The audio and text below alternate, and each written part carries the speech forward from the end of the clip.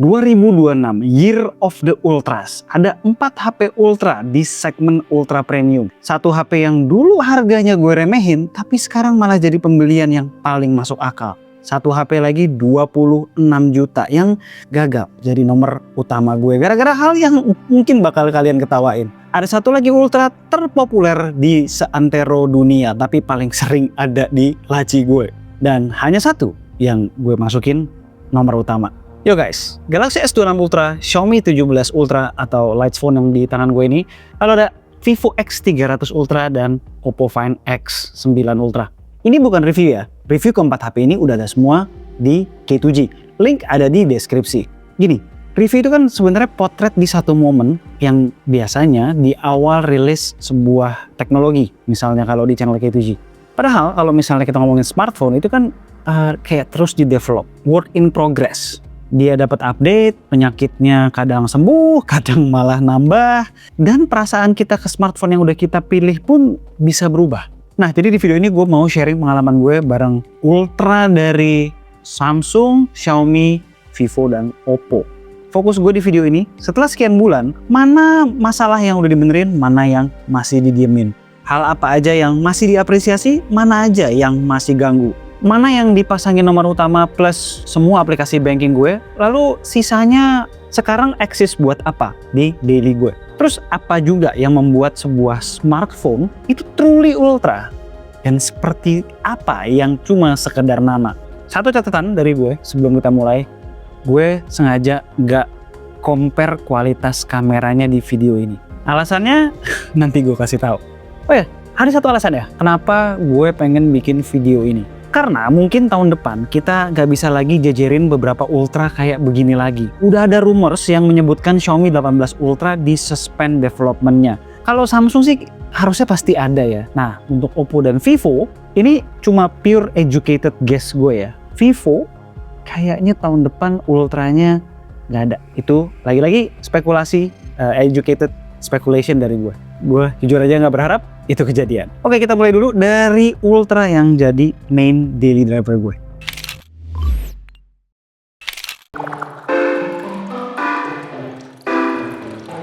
Oppo Find X9 Ultra. Dari awal Mei sampai detik ini, Find X9 Ultra tidak tergeser jadi main daily driver gue. Nomor utama, WhatsApp utama, dan bukan link ya artinya ya. Banking, semuanya adanya di sini. Nah, decision kenapa gue pakai Find X9 Ultra itu sebenarnya subjektif banget. Camkan ya, subjektif. Karena berbeda ya dengan ketika gue lagi review di mana harus objektif, milih dari driver itu bukan hanya sekedar adu spec sheet, namun ada preferensi personal yang mendominasi. Alasan utama gue tuh ada 3. 1. Kameranya punya master mode yang minim processing. Hasilnya berasa keluar dari kamera beneran. Secara warna dan processing bisa kita adjust juga. Autonya sebenarnya bagus, warnanya punchy, siap posting. Tapi hampir semua jepretan gue itu lewat master mode. Soal siapa yang menang kalau hasil kamera keempat HP ini diadu head to head, sabar. Bukan di video ini tempatnya. 2. Baterai. Dia adalah yang konsisten screen on time-nya masih paling lama. Dia yang bikin gue tidak battery anxiety. 3, dan ini mungkin satu hal yang kalian bakal ketawain ya. Icon flux di Color OS. Udah sering gue bilang semua icon aplikasi tuh bisa seragam di sini. Warnanya customizable juga tanpa butuh third party app atau icons yang kadang masih ada yang belang. Jadi home screen gue dan app drawer gue tuh rapih, seragam. Kalau mau pakai icon text dari Play Store pun, dia adalah satu-satunya yang bisa apply tanpa app lain. Kalau Samsung kan harus ke aplikasi theme park ya. Soal ini sepele, buat lo mungkin iya, tapi buat gue enggak. Kan subjektif kayak tadi gue bilang. Ini adalah sesuatu yang gue pantengin terus ratusan kali dalam waktu seharian. Nah, keputusan jadiin Find X9 Ultra sebagai daily driver bukan artinya HP ini tanpa celah. 2 PR dari review gue kemarin, statusnya tuh masih merah. Video 10 kali zoom di tempat gelap masih maksa pakai lensa periskop kecilnya. Padahal di foto dia pinter pindah ke tele 3x terus crop. Belum dibenerin nih di sini. Terus perpindahan ultrawide ke kamera utama pas rekam tuh masih ada ngejut. Dan sekarang malah nambah PR-nya. Ada rotasi tipis pas transisi. Ini kayaknya penyakit baru bawaan update terakhir nih. Oppo, please dengerin video ini dan take note dan semoga cepet dibenerin. Good newsnya, exposure master mode yang dulu hampir pasti harus gue koreksi turun EV-nya, sekarang udah jauh lebih benar. Sering kali gue biarin di 0, tapi ya kita harus tap to expose tetap, itu hasilnya udah sesuai.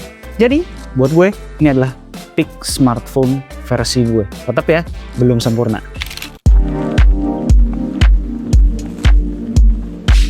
Next, Xiaomi 17 Ultra si plot twist. Awal rilis di awal Maret, gue sempat mikir HP ini kan naik harga ya dan jadi nggak seseksi pendahulunya secara value. 5 bulan kemudian, gue tarik omongan gue. 3 rivalnya main di angka 25 juta ke atas untuk yang 512.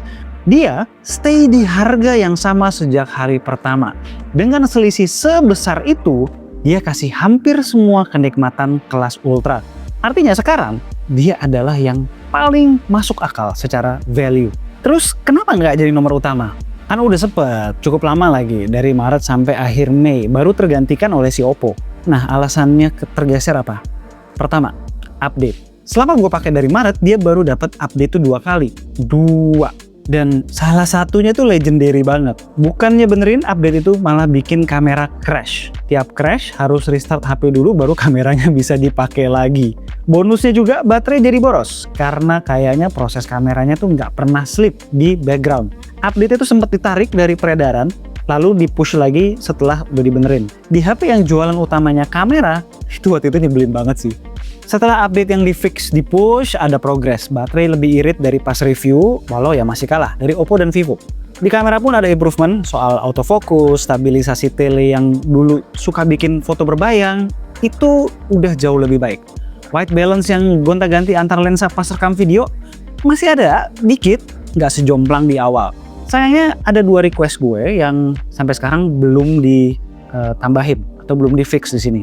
Pertama, nge-slow-moin rekaman 4K 120 di galeri itu masih belum bisa smooth. Bisanya preview doang, tapi filenya sendiri itu nggak ada slow-mo.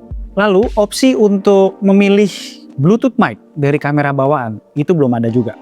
Jadi ketika ngonten di DJI mic gue tetap harus pakai receiver USB-C lagi untuk digunakan. To be fair, HP-HP dari Oppo, iPhone itu juga nggak bisa kayak gitu. Yang bisa Vivo dan Samsung.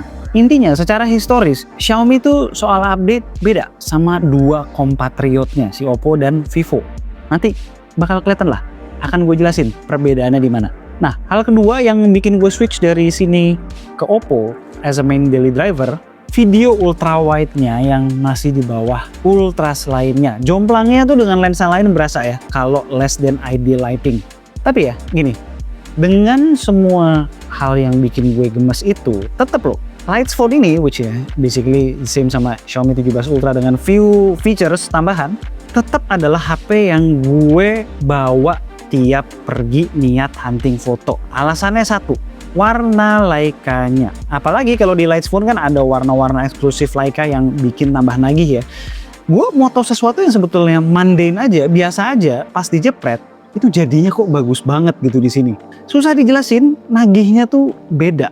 Dan gue tahu warna ini gak semua orang suka. Ya nggak apa-apa, itu subjektif. Tapi kalau lo nggak suka warna-warna kayak gini, artinya alasan utama beli HP ini memang udah nggak masuk buat lo. Skip aja. Yang bikin gemes itu adalah jangan sok pura-pura gak tahu terus bikin rage bait posting di sosmed gitu. Masa yang masih belum tahu bahwa HP Xiaomi yang ada Leica-nya memang tidak natural tapi punya karakter. Dan karakter itu ya polarizing, lo bisa suka, lo bisa nggak suka. Dan seberapa jauh karakter dari Leica ini bisa ngalahin Zeiss Hasselblad atau Samsung? Sabar, sebentar lagi.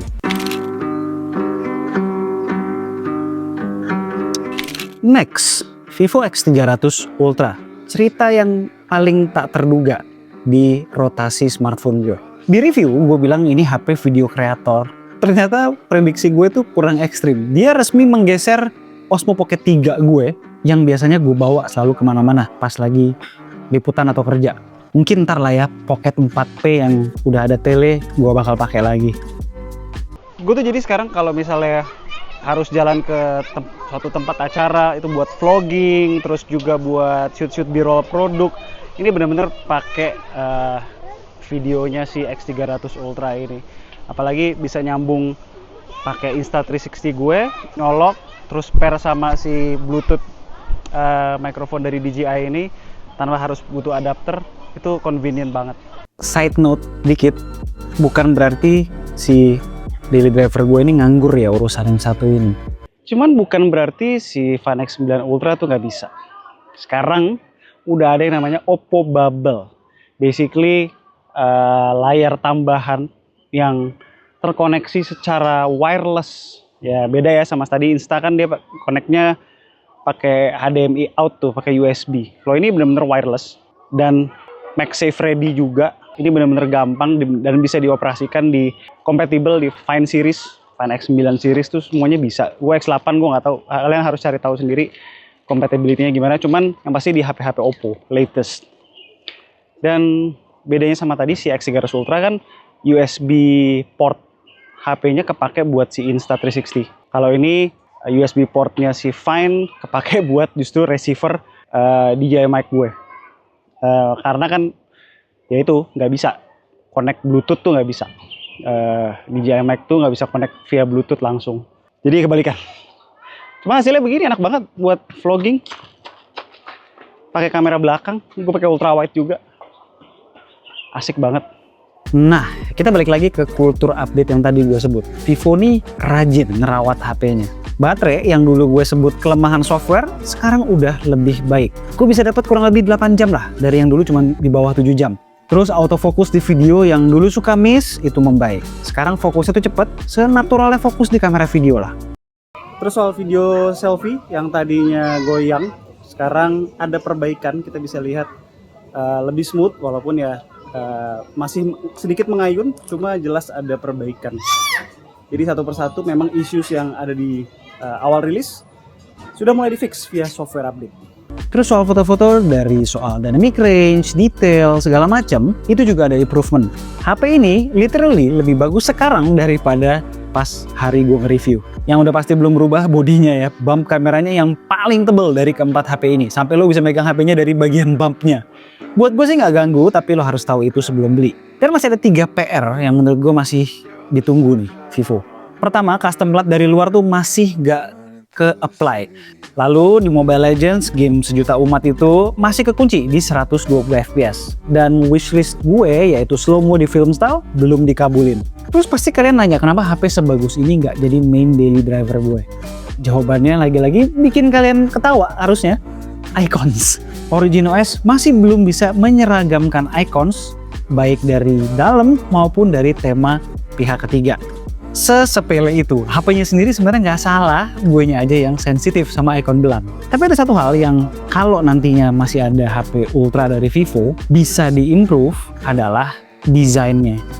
Gue ngerasa HP Ultra tuh harusnya kayak begini dan kayak beginilah, kayak si Lights. Xiaomi 17 Ultra biasa sih nggak terlalu oke ya, biasa aja. Cuman yang si Lights ini bagus banget. Si Oppo ini bener-bener luar biasa secara desain. Bener lo tahu HP yang lo pegang ini HP mahal, bukan hanya dari material, tapi dari desainnya juga. Bener-bener dipikirin. Ini nggak jelek secara material, cuma by desainnya tuh biasa aja sebenarnya. Oh satu lagi nih, ada usage gue si X300 Ultra ini. Gue jadiin dia portable audio player di-combine sama external DAC. Soalnya dia sepertinya, correct me if I'm wrong, beat perfect alias file asli musik dari streaming di Tidal atau Apple Music langsung dikirim ke external DAC tanpa kena konversi seperti di Android lain. Bisa dilihat sampling rate yang kebaca di DAC-nya ngikut lagunya terus. Ini bisa didapetin di Vivo dan iQOO yang pakai SoC Snapdragon.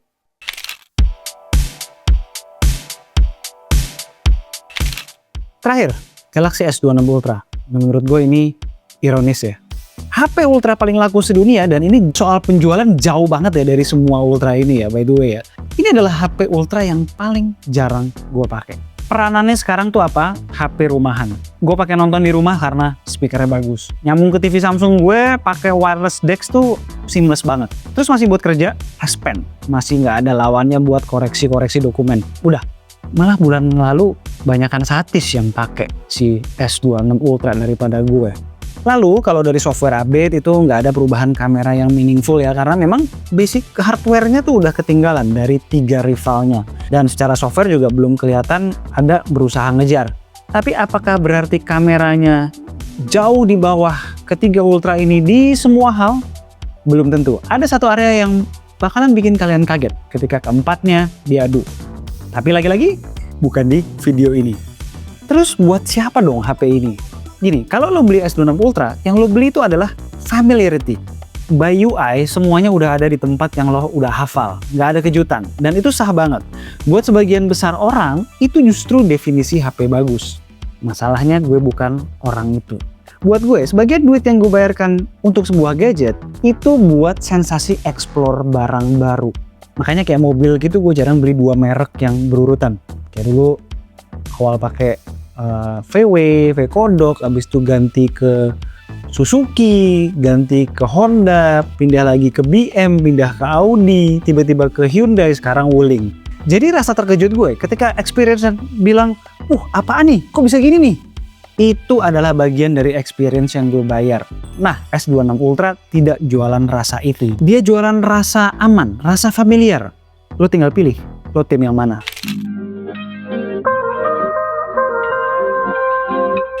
Yo, kini case Folia Shade hadir untuk Oppo Find X9 Ultra dan juga Vivo X300 Ultra. Jelas, fit and finish maupun build quality case Folia Shade ini lebih premium daripada case bawaan Oppo Find X9 Ultra dan juga Vivo X300 Ultra. Bahannya itu udah terbuat dari Kevlar Aramid Fiber Original, bukan sekedar motif. Jadi dia ultra tipis dan ringan, nggak bulky. Presisi desainnya, mengikuti kontur HP, sehingga nyaman digenggam, mengurangi sharp edges juga, yang mana kadang mengganggu di saat kita genggam HP-nya. Terus karena bahannya udah Kevlar tadi, tentu durabilitasnya juga tinggi. Dan yang paling gue suka, dia sudah mendukung wireless charging dan juga MagSafe. Penting banget ini MagSafe ya, untuk bisa masuk ke ekosistem aksesoris MagSafe gue. Dan yang terakhir, di bagian kamera itu ada lipsnya. Jadi kamera tidak langsung kontak ke permukaan saat diletakkan di berbagai permukaan. Case Folia Shade ini ada untuk berbagai macam produk, X9 Ultra, X300 Ultra, S26 Ultra, dan juga 17 Pro Max iPhone. Semua link pembelian gue letakkan di kolom deskripsi.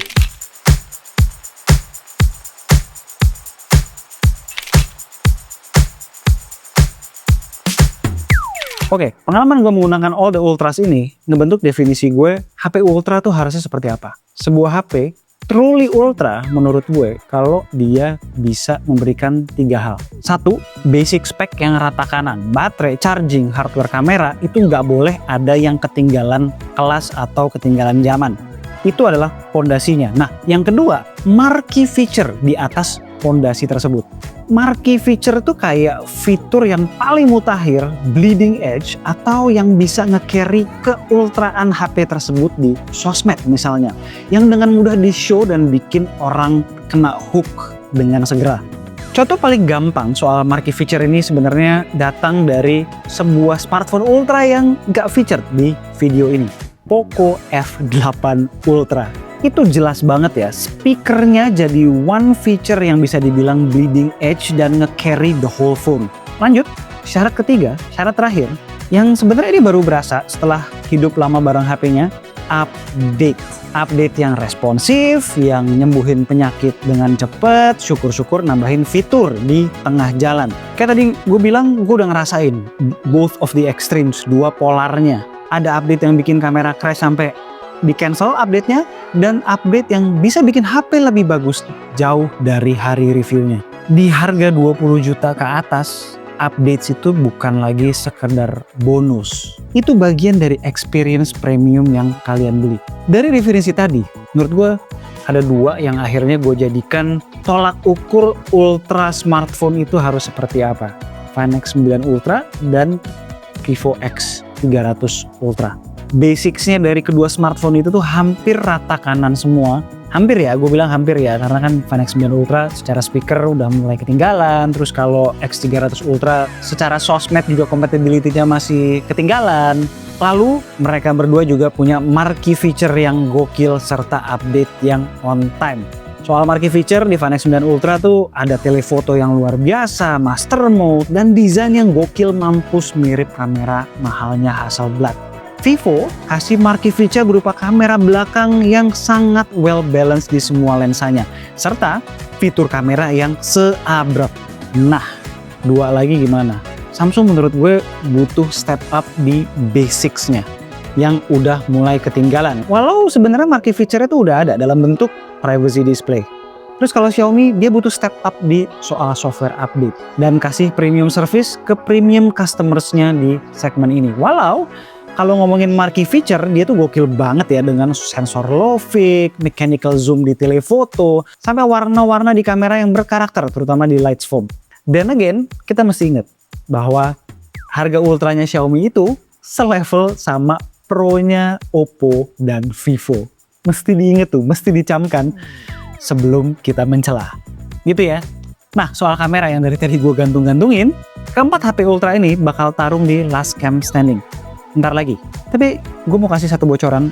LCS last cam standing kali ini itu berbeda dari last cam standing yang kalian udah pernah tonton. Karena setelah sekian bulan pakai keempat smartphone ini, gue nemuin satu masalah besar. Cara yang udah kita pakai bertahun-tahun untuk ngejudge sebuah kamera smartphone itu udah nggak lagi relevan ketika keempat Ultras ini jadi contendersnya. Karena begitu lo tahu alasannya, cara kalian melihat konten kamera battle itu bakalan ikut berubah. Makanya jangan lupa subscribe, nyalain lonceng, hype up video ini supaya kalian nggak ketinggalan last cam standing berikutnya. Oke, bottom line, kesimpulan akhir, inti dari segala inti. Lo nyari Ultra dengan value yang paling masuk akal itu adalah Xiaomi 17 Ultra. Asal sabar sama ritme update-nya. Kalau money no object atau nggak ada masalah sama harga, gas Find X9 Ultra, peak smartphone versi gue hari ini. Kalau lo video enthusiast yang nyari sebuah smartphone dengan kamera video yang bisa dibilang nyaris mengejar mirrorless, nggak over sharpen kayak kamera HP, itu X300 Ultra. Nggak usah nengok yang lain. Yang perlu kalian tahu, Origin OS menurut gue masih bisa di-improve. Belum totally there. Dan S26 Ultra, ya seperti tadi gue bilang, lo yang beli familiarity. Yang ke toko langsung nanya Samsung paling baru apa. Atau kalian yang males belajar hal baru, UI baru. Dan itu sah-sah aja. Yang harusnya skip semua Ultra ini siapa? Orang yang berharap HP Ultra itu barang sempurna dari hari pertama. Kalau kalian belum tahu juga bahwa nggak mungkin sebuah HP itu sempurna. Karena kalau sebuah HP sempurna, brandnya tahun depan nggak bakal bisa jualan apa-apa lagi. Orang nggak akan ada yang mau ganti.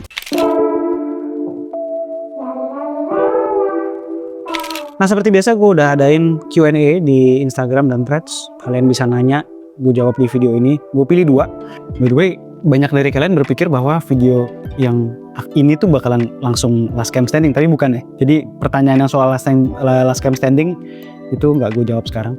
Pertama, tentu saja mana yang bassnya paling enak. Yuk kita dengerin.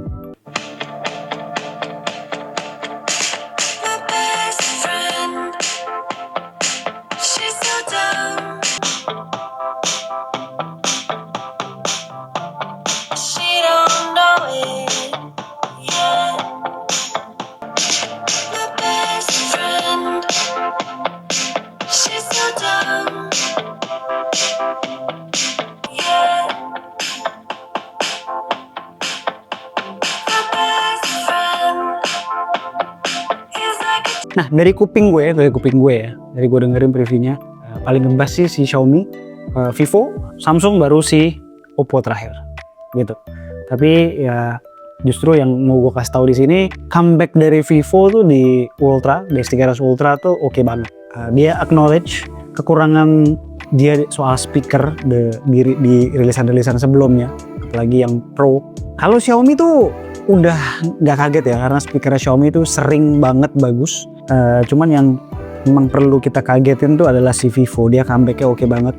Setelah di rilisan-rilisan sebelumnya, K7 sering banget bilang bahwa speakernya itu kurang oke. Tapi sekarang salah satu yang bagus gitu.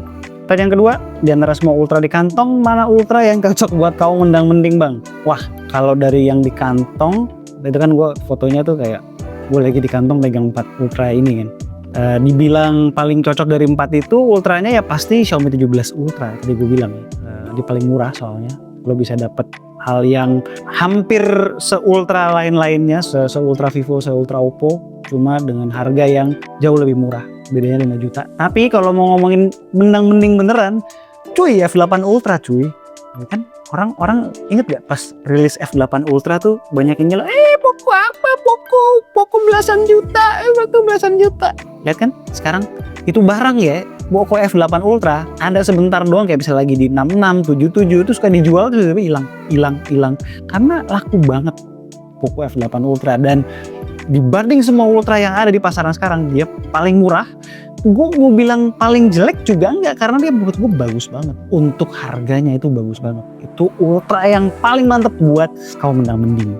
Nyesel banget orang yang waktu itu nyala dulu, hidupnya itu beneran nyala doang. Terus habis itu setelah habis terus tahu bahwa HP-nya beneran lumayan banget buat harganya, terus nyesel. Alright, thanks for watching. Sekian aja video dari gue kali ini. Gue Alessa and this is K2G. Tunggu racun kami berikutnya.